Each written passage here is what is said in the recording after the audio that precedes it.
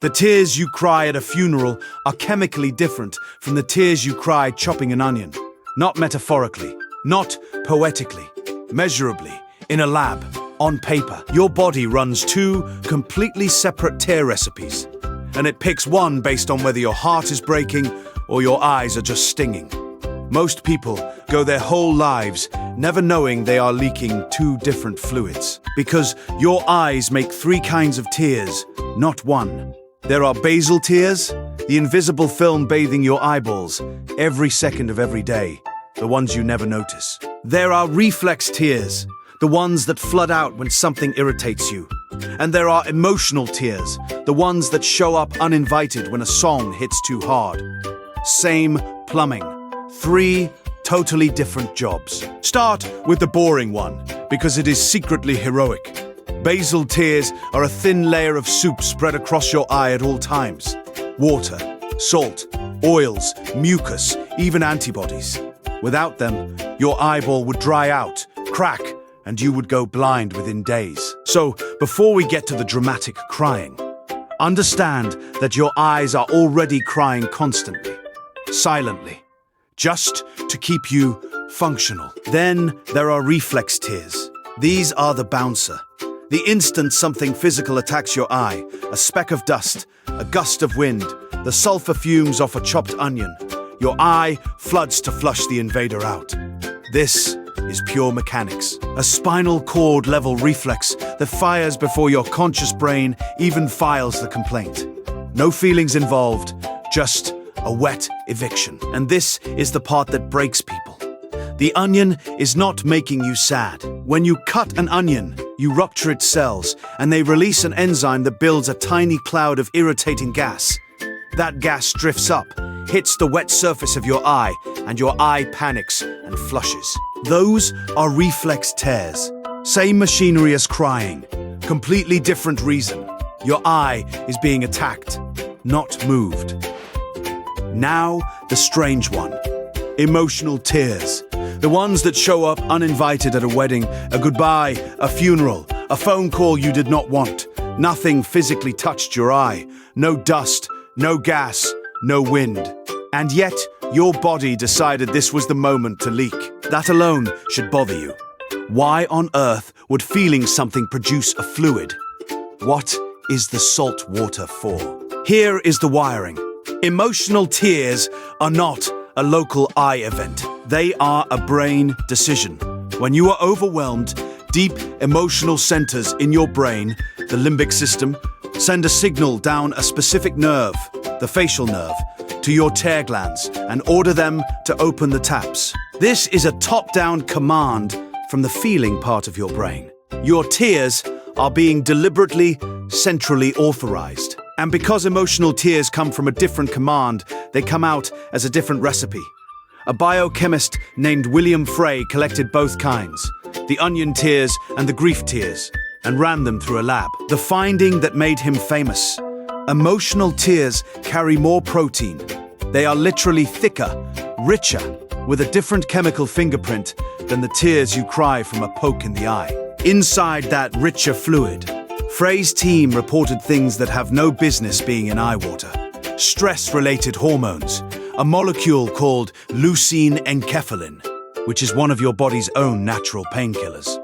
Prolactin, trace metals like manganese and potassium. Your emotional tears, in other words, appear to be carrying cargo. They are not just salt water with a sad backstory. They are loaded. Now here is where I have to be honest with you, because the internet is not. You have heard the cozy story 1,000 times. Crying flushes stress hormones out of your body. It is a detox. That is why you feel better after. It is a lovely idea. It is also, scientifically, on extremely shaky ground. And I would rather you be right than comforted. Run the numbers. You cry a thimble of fluid. The amount of any hormone you could possibly drain out through your eyes is microscopic compared to what is circulating in your entire bloodstream. The idea that you sob out enough cortisol to meaningfully detox yourself does not survive contact with arithmetic. The hormones are detectable in tears, yes, but detectable is not the same as drained. So, if the stress chemicals in your tears are not there to be flushed out, what are they doing? The more careful read is that they are a readout, not a release, a sample.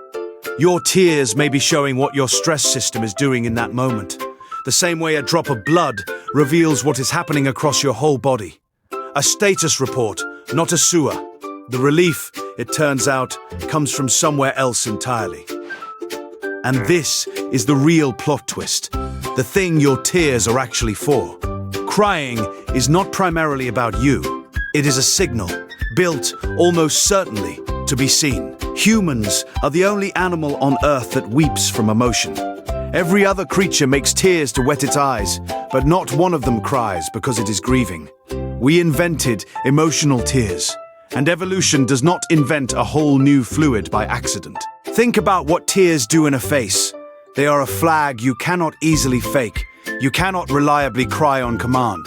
So when real tears appear, they broadcast something true. I am overwhelmed. I am not a threat. I need you. They reach across a crowded room and grab another person by the chest. A spoken, I am sad is cheap. A wet face is expensive.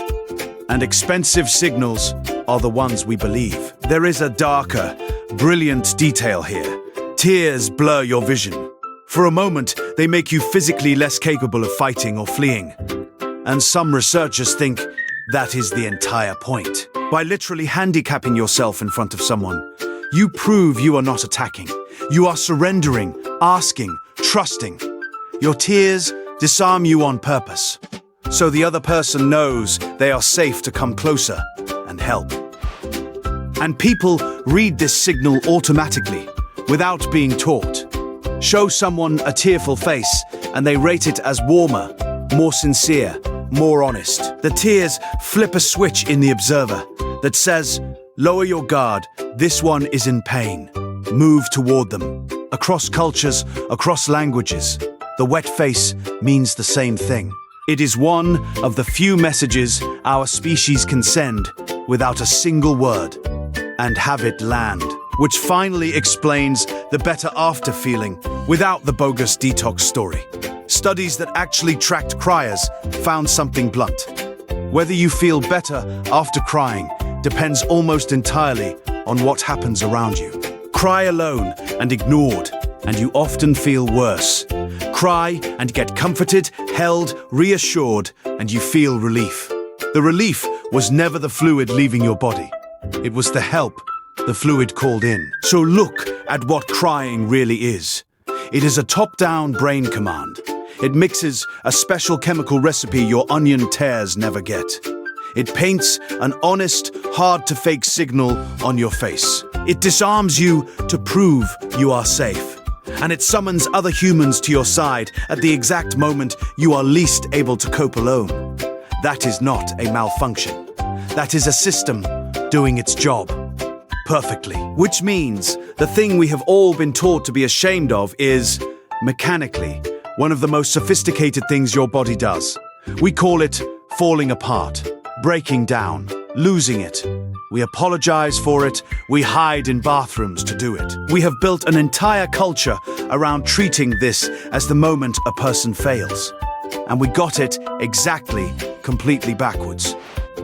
Because crying is not you breaking down. It is a high-bandwidth distress beacon firing on schedule. The most efficient way one human has ever evolved to tell another human, without speaking, that they have reached the edge of what they can carry. It is your nervous system reaching for the oldest survival tool we have. Not weakness. Recruitment. You are not collapsing. You are calling for backup. So spare a thought for the person who proudly never cries. The one who white knuckles every funeral, every breakup, every loss, dry-eyed, calling it strength. What they are actually doing is jamming one of their oldest and most effective signals for help. Refusing to broadcast on the one-channel evolution built specifically so others would know to come close. That is not toughness. That is going dark on purpose. And the next time you cry at something stupid, a commercial, a dog reunion video, a song in the car, Remember what is actually happening. Your brain just authorized a special recipe fluid, chemically distinct from your onion tears, manufactured for one reason, to be witnessed. That is not your composure failing. That is a deep, ancient system switching on, right on time. So, we will say it plainly, because nobody told you, and they should have. There is not one kind of tear, there are three. The dust ones and the grief ones are not the same fluid. Your eyes weep all day just to keep you seeing. And the tears that embarrass you the most are the most engineered of all. Tears are never just salt water. They are a message with a chemical signature addressed to someone else. Crying is not the moment you fall apart. It is the moment your body, completely out of words, sends up a flare. A saltwater signal evolution spent a very long time perfecting that says, I am at my limit, come here, in a language every human alive understands without translation. So the next time your eyes betray you in front of someone, do not apologize for it. It was never weakness leaking out.